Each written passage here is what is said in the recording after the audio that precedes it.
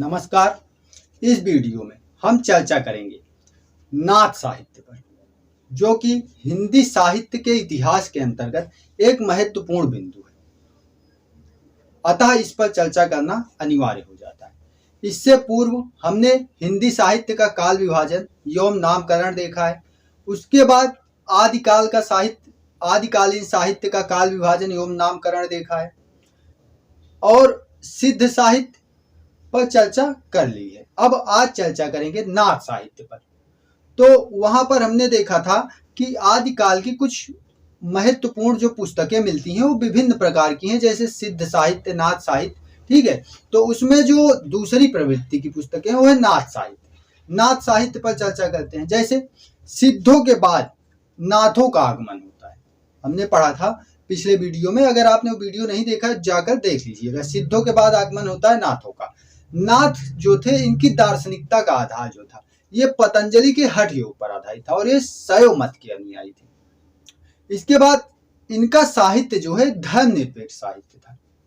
जैसा कि हम पीछे देखते हैं कि जो सिद्ध साहित्य था वो कर्म कांडों के लिए लिखा गया था। वैसे ही यहां हम देखेंगे कि ये जो है मूलतः धर्मनिरपेक्ष प्रवृत्ति इसमें थोड़ी सी अपने को देखने को मिलती है। जैसे इसमें यायावरी जीवन का वर्णन है। ठीक है, जैसे कि जो नाथ थे वो घूमते टहलते रहते थे। ठीक है, वो पूरे भारत में भ्रमण करते थे, इसीलिए इनकी भाषा में जो इनका साहित्य है उसमें भी यायावरी प्रवृत्ति विद्यमान हो गई। उसमें विभिन्न भाषाओं के शब्द मिलते हैं। ठीक है, तो और हिंदू और मुसलमानों दोनों के लिए इन्होंने समान साधना की व्यवस्था की। ये हिंदू और मुसलमानों दोनों को इस साहित्य में प्रविष्ट होने की, मतलब इस परंपरा में प्रविष्ट होने के लिए मार्ग खोल दिया। ये नाथों की मूल विशेषता थी। और इनके अंदर जो था वो गृहस्थ जीवन के प्रति उपेक्षा का भाव था। ये गृहस्थ जीवन को उपेक्षित मानते थे। ठीक है, नाथों की संख्या 9 बताई जाती है।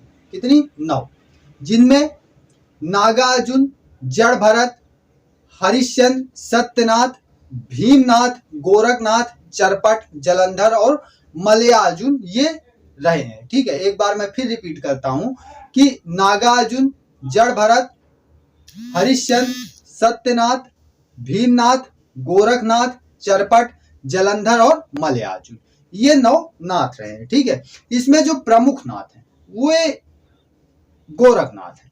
इन्हें नाथ परंपरा का प्रवर्तक भी माना जाता है और इनके गुरु थे जो कि सिद्ध थे।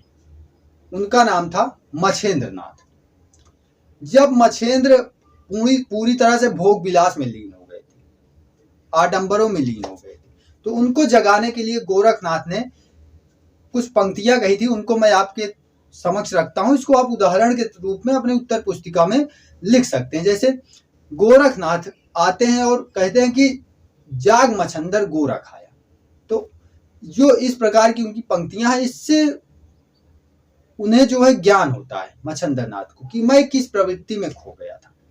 उसके बाद जब मछेंद्र नाथ को ज्ञान की प्राप्ति हो जाती, जबकि इनके गुरु हैं, ठीक है, मछेंद्र नाथ गोरखनाथ के गुरु हैं, किंतु ज्ञान की प्राप्ति उनको गोरखनाथ के माध्यम से हो रही है। गोरखनाथ उनको बता रहे हैं कि जाग मछंदर गोरख आया। उसके बाद हमें इनके भी काव्य में कुछ नाथ साहित्य से संबंधित प्रवृत्तियां देखने को, जैसे जोगी सोई जानिए जो जग तेरा है उदास। इन्होंने फिर कहा कि जोगी उसे ही जानिए जो जग से उदास है। इसमें भी देखिए हमें गृहस्थ जीवन की परंपरा का उल्लंघन देखने को मिल रहा है। उसके बाद गोरखनाथ के बारे में बात करें तो इनकी कुछ रचनाएं अपने को देखने को मिलती हैं, जिसमें गोरख बोध, गोरखनाथ की 17 कला, दत्त गोरख संवाद, योगेश्वरी साखी, नरवई बोध, विराट पुराण, गोरख सार और गोरखनाथ की बानियां, ये इनकी रचनाएं रही हैं। और अगर नाथ साहित्य की रचनाएं लिखना है अपने को अपने उत्तर में तो हम लिख सकते हैं। ठीक है, आगे नाथ साहित्य की प्रामाणिकता पर बात करें तो नाथ साहित्य की प्रामाणिकता जो है संदिग्ध है। क्यों संदिग्ध है? क्योंकि इसका आधार गोरखनाथ की रचनाओं को बनाया जाता है, जिनमें गोरखनाथ की रचनाओं की भाषा जो है तत्कालीन भाषा से भिन्न जान पड़ती है, वो मध्यकालीन भाषा नजर आती है। ये जो यह आरोप लगाते हैं उनका तर्क है कि उनकी भाषा जो है मध्यकालीन है। अतः जो नाथ साहित्य इसकी प्रामाणिकता पर संदेह व्यक्त होने लगता है।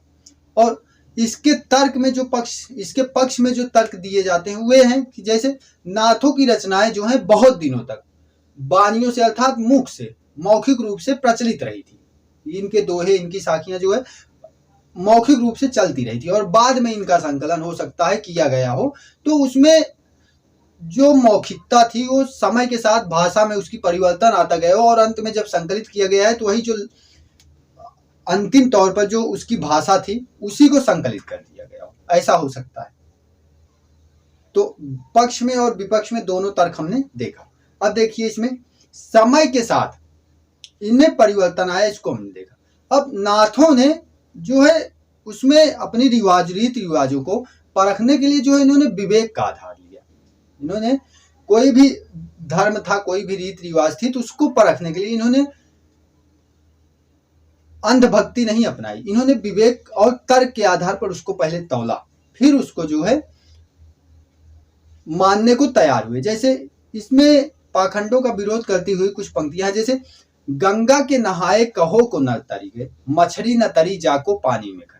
कि गंगा के नहाए कौन सा नर तर गया, कौन सा इंसान गंगा नहाने से तर गया, अर्थात उसका उद्धार हो गया। अगर गंगा नहाने से ही उद्धार होना होता तो मछली का उद्धार कब का हो गया होता, क्योंकि उसका तो पानी में ही घर है, उसका तो पानी में ही निवास है, वो हमेशा पानी में ही रहती है। तो इस प्रकार इन्होंने जो रूढ़ियां थी उनका विरोध भी किया है। ये चीजें हमें इनके साहित्य में देखने को मिलती। अगर भाषा की बात करें तो इनकी भाषा भी कबीर की भांति साधु कक्कड़ी भाषा है।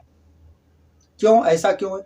क्योंकि इनकी जो प्रवृत्ति थी वो घुमक्कड़ी थी, ये घूमते रहते थे संपूर्ण भारत में।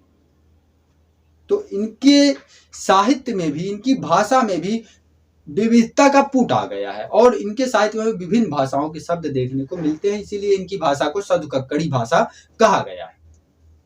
नाथ साहित्य में आंतरिक साधना का विस्तार से वर्णन मिलता है। जैसे नाथ कहते हैं कि जैसे जोय जोय पिंडे सोई ब्रह्मांडे, अर्थात जो शरीर में है, जो पिंड में, अर्थात जो शरीर में है वही ब्रह्मांड है। और इसी विचारधारा पर ये लोग चलते थे और इसी विचारधारा पर ये लोग कार्य करते थे। ठीक है, आगे बढ़ते हैं। इनकी भाषा में, इनके साहित्य में हमें उलटबासी का प्रयोग मिलता है। जैसे हम भक्ति काल में आके देखते हैं कि बरसे कंबल भीगे पानी, अर्थात बारिश कंबलों की होगी और पानी भीग जाएगा। इसी प्रकार इनके साहित्य में भी हमें देखने को मिलता है। जैसे चली दे अब की कोयल मोरी, धरती उलट गगन को दौड़ी, गैया वपड़ी सिंह ने घेरे, मृतक पशु शूद्र ने उछेरे। यहाँ पर इनकी भाषा में जो ऊपरी तौर पर कहा जाता है, जो शब्द का अर्थ निकल रहा होता है, उसका भाव कुछ और होता है। जैसे यहाँ पर हम देखें कि चल दे अब की कोयल मोरी, धरती उलट गगन को दौड़ी, कि यहाँ पर कोयल से तात्पर्य है कि शरीर, आत्मा, ठीक है, कि आत्मा जो है किधर जा रही है, ईश्वर की तरफ। ठीक है, कि धरती उलट गगन को दौड़ी, धरती जो है, जो आत्मा है वो ईश्वर की तरफ जा रही, ना कि ईश्वर आत्मा की तरफ अर्थात धरती की तरफ आ रहा है। इस प्रकार इसका वर्णन है और इसका सीधा अर्थ निकलता है कि चल दे अब की कोयल मोरी, धरती उलट गगन को दौड़ी। ठीक है, तो मतलब धरती गगन को दौड़ रही, सीधा सीधा अर्थ निकल रहा है, लेकिन भावार्थ कुछ और निकल रहा है जो मैंने बताया। तो ये रहा नाथ साहित्य। हमने ब्रीफ में देखा कि आपके एग्जाम पॉइंट ऑफ व्यू से आपको कम समय में आपकी तैयारी हो जाए। ठीक है, और ये सीरीज कंटिन्यू रहेगी। अगली प्रवृत्ति पर हम बात करेंगे जो होगी नाथ साहित्य, आदिकाल के अंदर, सॉरी, जैन साहित्य पर। अभी हमने नाथ साहित्य पर चर्चा की, आगे जैन साहित्य पर चर्चा करेंगे। ठीक है, मिलते हैं फिर अगले वीडियो में। धन्यवाद।